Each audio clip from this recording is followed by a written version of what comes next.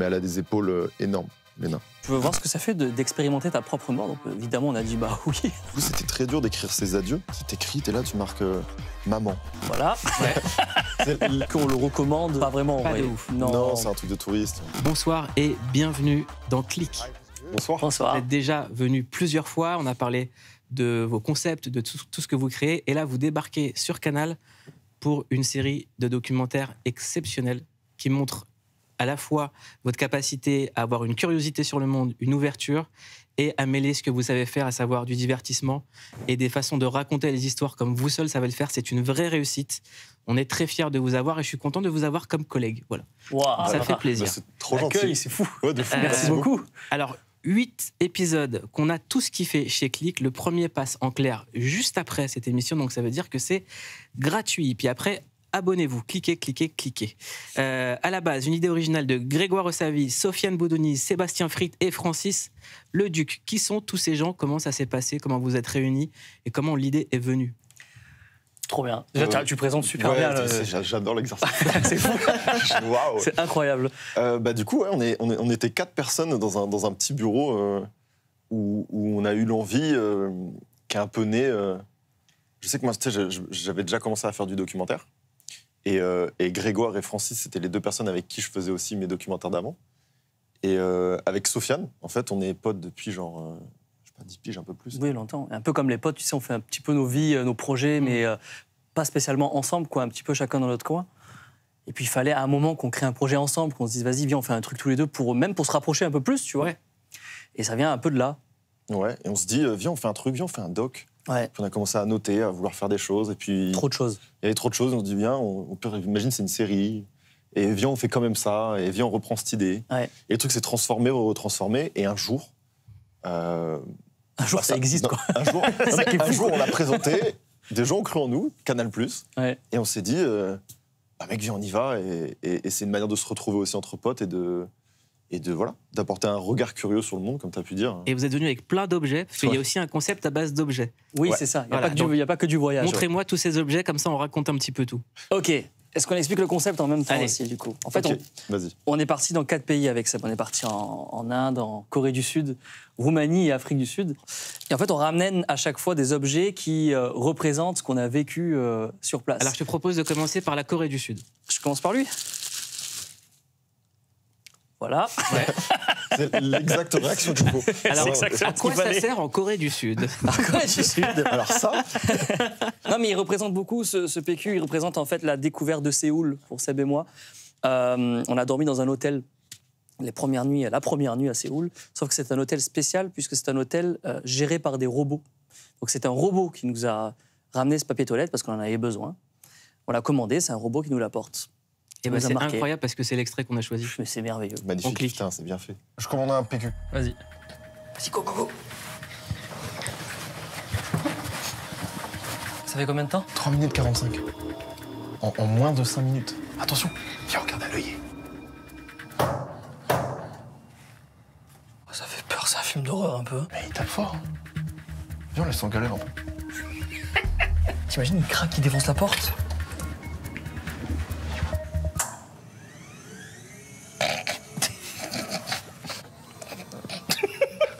C'est un poisson d'avril. Oh, t'as mis un poisson d'avril. C'est ton PQ, garde ton PQ pour toi. En vrai, il est un peu mauvaise vibe ce robot. Ah, mais de fou. Il est mauvais délire, on est d'accord. Ouais, Il, il est vous un peu- il vous regarde bizarre. Il est froid. Il est belliqueux. Belliqueux, Il c'est est le mot. belliqueux. Il est belliqueux. Il est vraiment belliqueux. Je sais pas, c'est un peu étrange, tu vois. C'est déshumanisant, quoi. Il y a rien, il y a personne. Et même à l'accueil, tu sais, quand t'arrives, c'est pas des humains. Il n'y a pas d'humains dans tout le bâtiment. Il n'y a que des robots. S'il y a un téléphone, Ah oui, au cas où. il est écrit au cas où il y a le moindre bug, il y aura un humain. Au cas où, ouais. Non, mais c'est fou. Non, mais c'est Et, dingue. Et est-ce qu'on le recommande? Pas vraiment, en Pas vrai. de ouf. Non, c'est un truc de touriste. Qu'est-ce qui vous a surpris dans la société coréenne? J'aimerais qu'on parle de ça juste après un extrait. C'est une tendance qui s'appelle le mukbang. Est-ce que vous pouvez m'expliquer ce que c'est? Le mukbang? Le mukbang. Ouais, pardon. mukbang. Vas-y. En vrai, Alors, c'est un espèce de phénomène, surtout sur Internet, où tu regardes quelqu'un manger, et souvent tu manges avec la personne. Et le phénomène un peu de société qu'il y a un peu derrière, c'est qu'il y a beaucoup de Coréens qui sont seuls, Et du coup, pour pallier un petit peu à cette solitude-là, eh ben, le fait de partager ton repas avec quelqu'un en ligne, bah, ça les rassure, enfin, ça leur tient compagnie, on va dire. On va cliquer sur l'extrait. Est-ce que vous pouvez dire clique Serge? Vas-y, fais-le. Clique Serge. Comment je fais pour être poli? C'est impossible que je mange ça soi-même. I love it. Really? Non. J'ai toujours pas avalé. Bon, après vérification, on n'aime toujours pas le crabe. Donc on compte sur elle pour les 18 autres crabes et les 3 bols de riz, une soupe, 2 soupes et plein d'autres plats qu'on ne connaît pas. 젤리 같아요, 젤리. Là, on voit ce que vous avez gardé au montage. Mais comment ça se passe quand vous rentrez chez vous après cette séquence? Alors tu sais que si on veut voir plus que ce qu'il y a au montage, il y a la vidéo qui existe sur YouTube. Il y a toute la vidéo sur sa chaîne à Mafani, parce que c'est son taf, quoi. Elle fait des vidéos de mukbang. Donc elle est disponible, cette vidéo-là, en entier sur sa chaîne. Mais il y a que des Coréens qui sont là en mode Oui. Pourquoi ils mangent rien? Pourquoi ils mangent rien? Qu'est-ce qui se Pourquoi passe? t'as des invités et ils mangent pas? Donc ils ont pas compris. Mais dans quel état vous êtes quand vous rentrez dormir? Bah, Bah, ça, moi, j'avoue, j'ai pas trop mangé. ouais, donc t'as encore faim, quoi. Surtout parce que non, mais c'est du crabe cru. En fait, même ma Fanny, je crois, elle est un peu plus spécialisée dans le truc épicé d'habitude. Et c'est nous qui lui avons demandé en mode est-ce que tu peux nous faire découvrir vraiment un plat qui est typiquement coréen, qu'on a moins l'habitude de voir parce que bah on vient d'Occident, on est curieux quoi. Et le crabe cru, ça en faisait partie et c'est pas très bon. Mais bon voilà, on a essayé d'aller au bout de ce qu'on pouvait. Et ce qui est intéressant dans votre série, c'est d'utiliser le divertissement pour raconter les travers d'une société Ouais. et de pas noircir le trait. Ouais. C'est pas genre dans un instant, vous allez découvrir la face cachée de ce pays.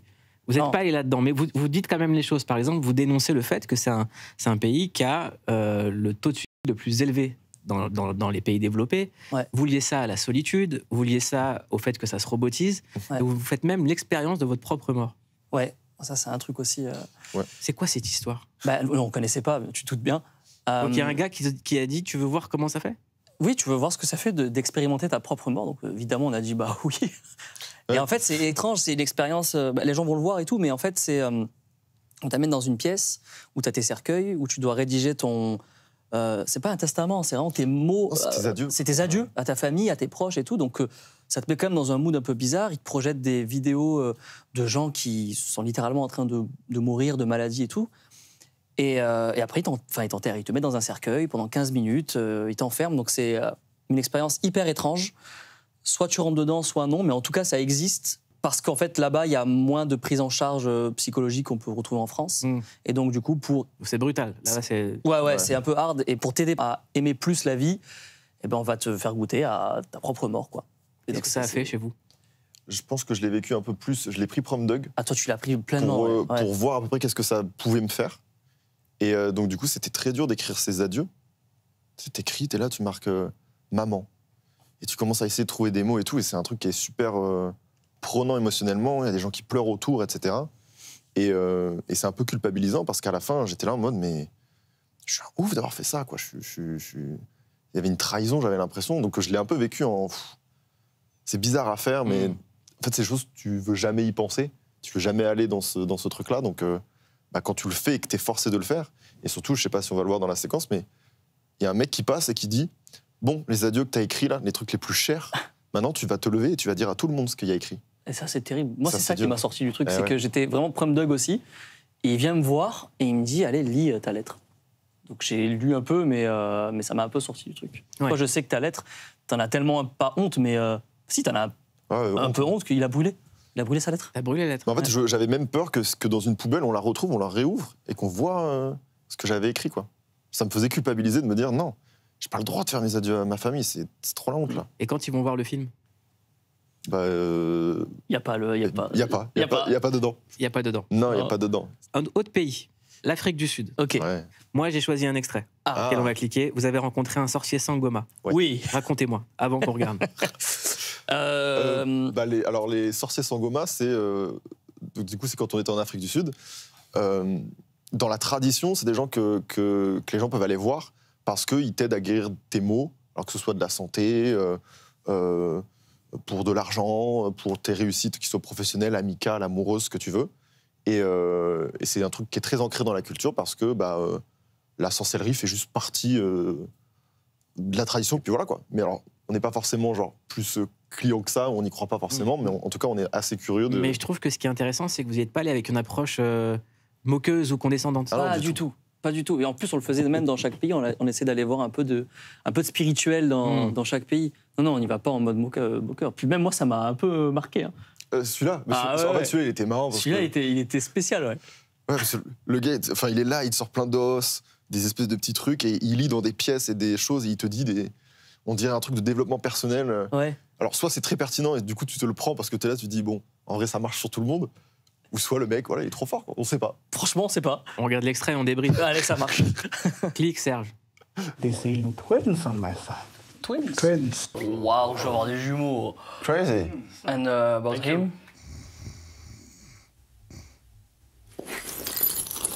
Bon, toi, c'est le zbeul. You're gonna have a dilemma. You're gonna have a dilemma between two women, actually. Faut que la merde. On laisse son montage.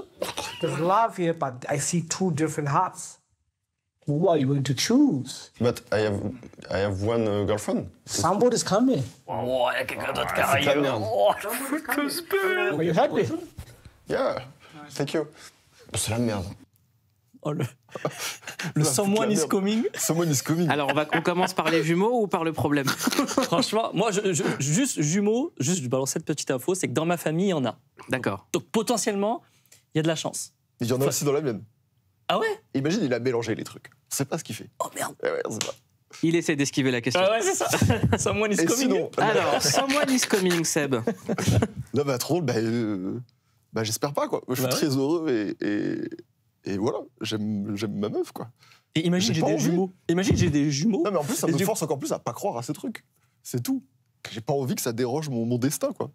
Oui, mais il peut y avoir aussi un dilemme entre deux femmes que t'aimes de tout ton cœur. Ça peut être aussi ta maman, ça peut être. Ah. Tu vois. Bah, un dilemme, tu dois quand même faire un choix, quoi. Oui, mais je veux dire, j'en sais rien, moi. T'essaies de me J'essaie de sauver. t'aider. Je sais même pas si j'étais dedans. Tu vois, Je l'ai aidé. je te vois nager dans l'océan des problèmes, j'essaie de te Non, mais là, récupérer. je sais que ma meuf, elle va être aux aguets comme ça, en mode, qui c'est le carrière, là? Elle est derrière, elle a une sarbacane. Elle, comme ça, elle surveille. Là, je fais, ah, c'est pas moi qui ai dit. C'est le sorcier. Allez, on va faire un tour en Inde. Allez. Lors de votre voyage en Inde, vous êtes retrouvé par hasard à côté du lieu de tournage d'un clip. Ouais. La séquence, elle a fait le tour du monde. On vous a proposé de participer. On clique. On tourne dans un clip indien, c'est un rêve. Sound.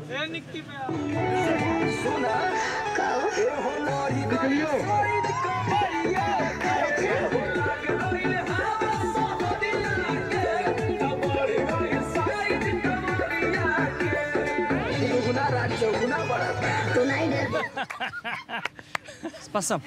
C'est dur, hein? It's hard. Ok. You're great. Jamais de ma vie, j'aurais cru vivre ça. It was okay? Sure? Non, si, ça veut dire oui. Ça Ah veut oui, dire oui, ah ok. Ah oui, c'est vrai ça. oui, ça, c'est le. Tout le monde a vu cette image tourner. Mm. On s'est tous dit, mais d'où ça vient? Ça vous a fait un espèce de teasing fou pour le documentaire. C'était cadeau, quoi. Ah ouais. Mai 2025, la star indienne Samar Singh, suivie par plus de 7 millions de personnes sur YouTube, publie un clip dans lequel vous apparaissez. Et là, tous les gens se sont demandé ce que vous faisiez là-dedans. La réponse est dans ce documentaire. C'est qui Samar Singh? Comment vous l'avez rencontré et comment vous vous retrouvez dans le clip? Parce qu'en fait, on parle d'une méga star. Mais oui, c'est Ah ça ouais, qui est fou. c'est ça. Mais alors attends, en fait, moi je pense que aussi c'est une industrie qui est tellement éloignée de ce qu'on connaît que je crois que ce jour-là, il a dû tourner, je sais pas, peut-être 5-6 clips en fait. Ah, par contre, il charbonne. Tu sais, c'est un autre monde. Après, Non, moi, mais ce- de en fait, ce que base. parce que j'allais dire, c'est que j'adore dans cette histoire, c'est que elle a aucun sens et même l'explication, personne ne sera jamais rassasié Bah ouais, parce c'est que ça. ça tombe vraiment du ciel et on pensait vraiment être cut au montage. On pensait que c'était juste pour nous faire plaisir. Parce Mais qu'on comment traînait vous avez longtemps. appris la chorégraphie? Quelqu'un vous Très a rapidement. expliqué? Mais oui, bien sûr. Mais en fait, de base, on voulait voir un tournage indien, mais film ou série, tu vois. Parce qu'on est fan de ça et qu'on veut découvrir. Bon, c'était pas possible parce que c'est hyper difficile d'accéder à ça. Mais par chance, on tombe sur ce tournage de clip. Nous, on a des caméras parce que on filme le doc. Eux ont des caméras, ils filment un clip. Donc il y a eu, tu vois, il y a eu un Le eye dialogue. contact de- Il y a eu un eye contact de. Vous tournez quoi, vous Voilà, Et d'objectif. vous quoi. Ouais, c'est ça. T'as une caméra? J'ai une caméra? On a une caméra? Exactement, c'est ça. Utilisons nos caméras. Et du coup, il y a le producteur, je crois que c'est le producteur du clip, Ouais. qui vient nous voir et qui nous dit venez, on a des habits là, faites-les maquiller vite fait. Donc il arrive, il nous coiffe à l'eau du Gange, c'est une vraie histoire. Au Et doigt et tout, je te jure. Ouais, il nous maquille au doigt et tout, vraiment. Des trucs trop bizarres. On dit c'est quoi ça, Ganga et tout. On devrait faire une version longue. Mais... Ouais, vraiment. Et ils nous ont Mais filé les habits, on apprend la chorégraphie, mais vraiment en 5 minutes. Et let's go, ça tourne, on y va. Il vous reste quoi de la chorégraphie? Ça Ouais, ça c'est sûr, il reste. et ça. Et On en fait. attends, ça faisait tac, tac, tac.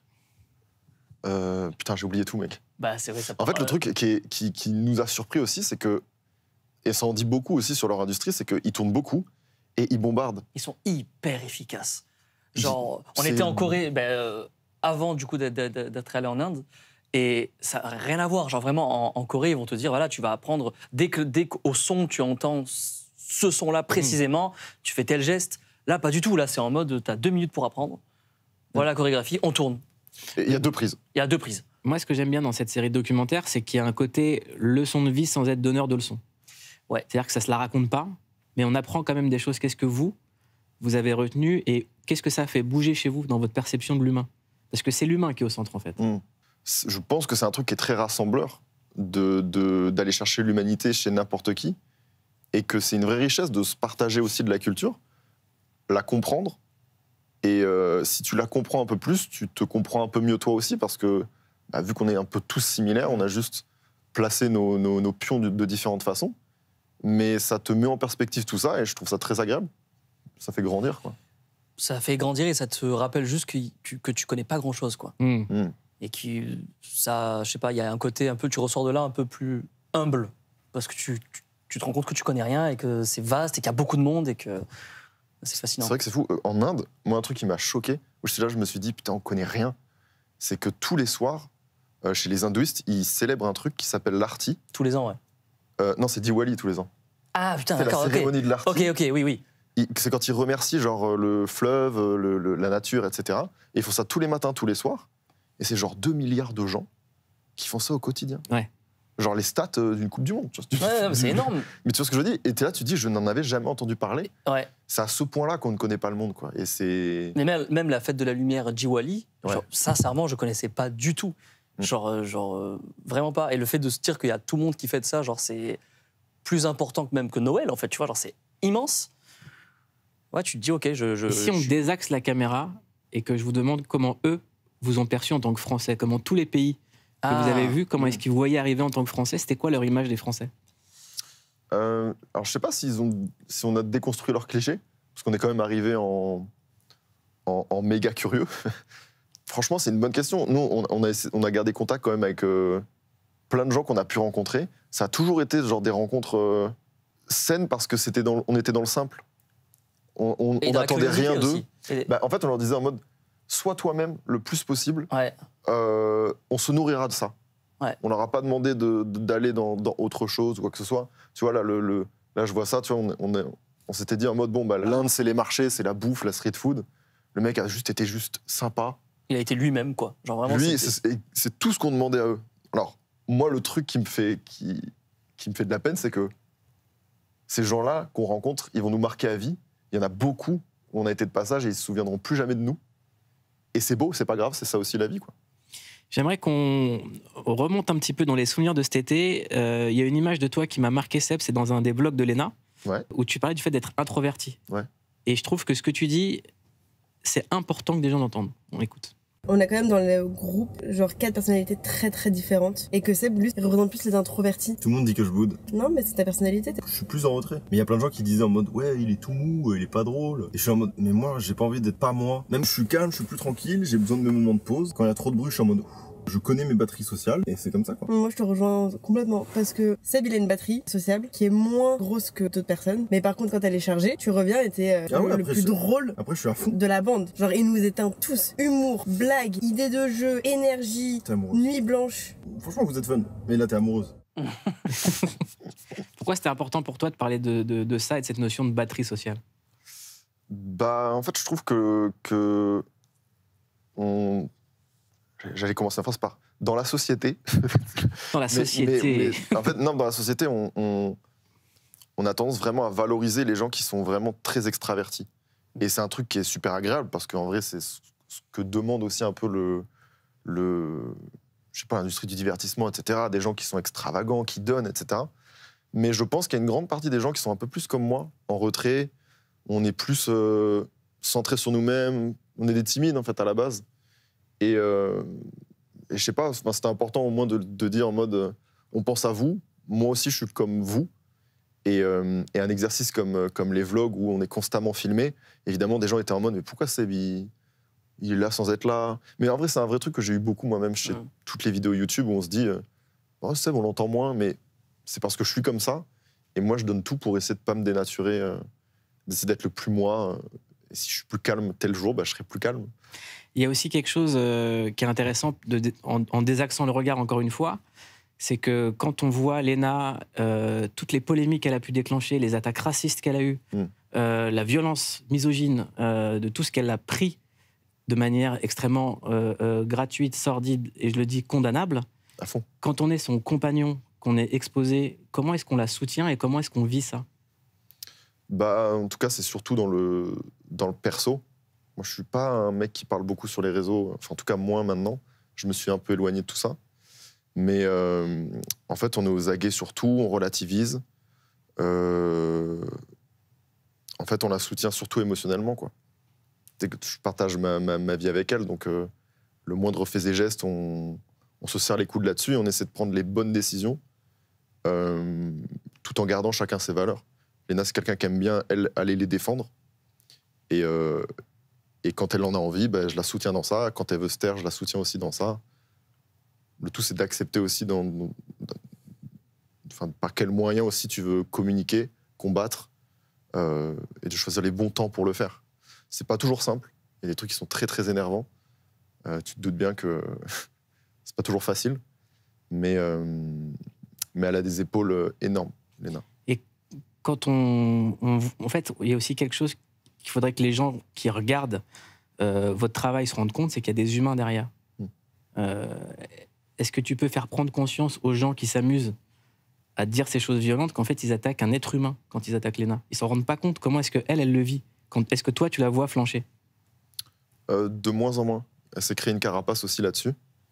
Et ouais, elle est devenue... Ça l'a juste rendue plus forte, en fait. Et elle s'en est détachée. Je pense qu'elle en a beaucoup plus souffert au début. Et aujourd'hui, beaucoup moins. Ça l'atteint beaucoup moins. Elle le voit de loin et en fait, elle a l'impression de revivre. Et à partir du moment, alors c'est triste, où tu as vécu les premiers traumas de ce que peut être l'humain dans le pire, quoi.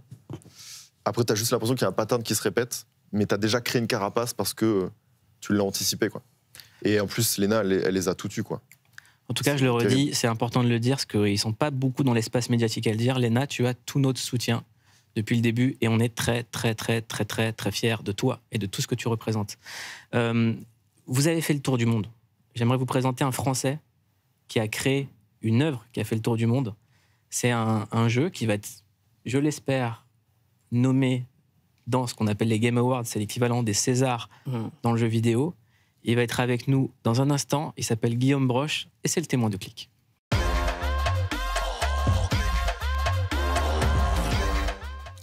Guillaume Broche, réalisateur du jeu vidéo Clair-Obscur Expédition 33, qui est devenu un véritable phénomène mondial. Papa d'un jeu vidéo que tout le monde s'est arraché. C'est l'un des jeux vidéo les mieux notés de l'histoire.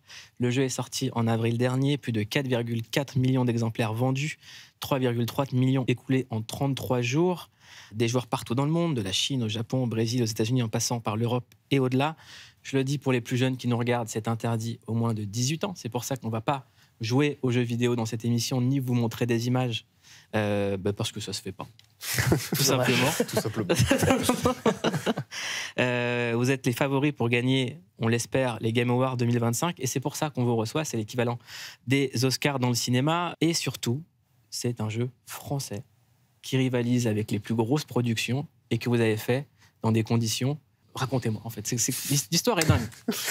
Ouais, non, comment c'est parti, comment c'est venu? L'histoire du studio est un peu dingue, oui, parce que de base, en fait, moi, je travaillais dans une autre entreprise plus grosse dans le jeu vidéo, et j'avais envie de faire un peu mon projet, mon jeu. Enfin, c'est un rêve que j'avais depuis que j'étais gosse.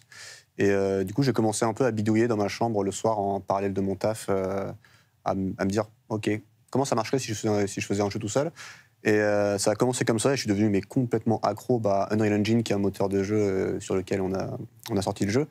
Et ouais, non, j'étais devenu fou. Je faisais 8 heures par nuit, je dormais plus. Je me disais, je peux tout faire, je peux créer mon jeu, c'est la dinguerie. Et du coup, c'est parti comme ça. Et après, j'ai été rejoint en gros petit à petit par d'autres gens. Le premier, c'était Tom Guillermin, du coup, qui est notre CTO et cofondateur aujourd'hui, qui travaillait à Ubisoft avec moi. Puis Laurien, notre compositeur, qui donc la musique est du jeu est voilà sublime. C'est sublime. Ah ouais. La musique, c'est l'autre star du jeu en fait. Ah mais complètement. Mais c'est ce que je disais depuis le début. C'est même si le jeu est pas terrible, moi la musique, je sais qu'elle a marché parce que elle est trop bien. Et je l'écoute. Je fonde un label. Vraiment, je l'écoute depuis 5 ans non-stop. Là, les gens la découvrent maintenant et ça fait que 5 mois. Et moi, ça fait 5 ans. Elle me sort pas de la tête, je l'écoute encore tous les jours. Vraiment, incroyable. Un big up à Laurien Testard et Alice Duport-Percier qui ont composé l'OST2. C'est trop bien. Et c'est quoi le processus une fois qu'on a une équipe? Il faut combien de temps pour faire le jeu? Là, nous, ça fait 5 ans.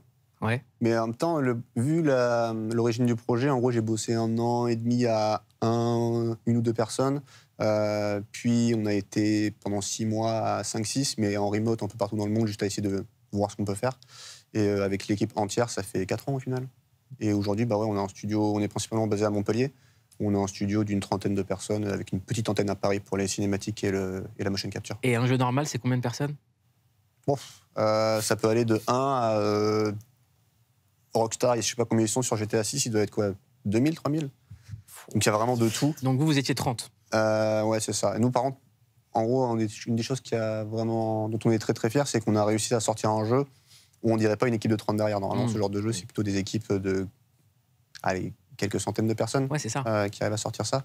Mais voilà, je pense qu'on a bien taffé, disons, sur l'aspect graphique, présentation du jeu pour faire notre petite marque. Vous avez entendu parler de ce jeu, j'imagine? Oh, un petit peu, oui. Ouais, c'est ça. Non, mais oui, c'est sublime, c'est incroyable, ça fait le tour de...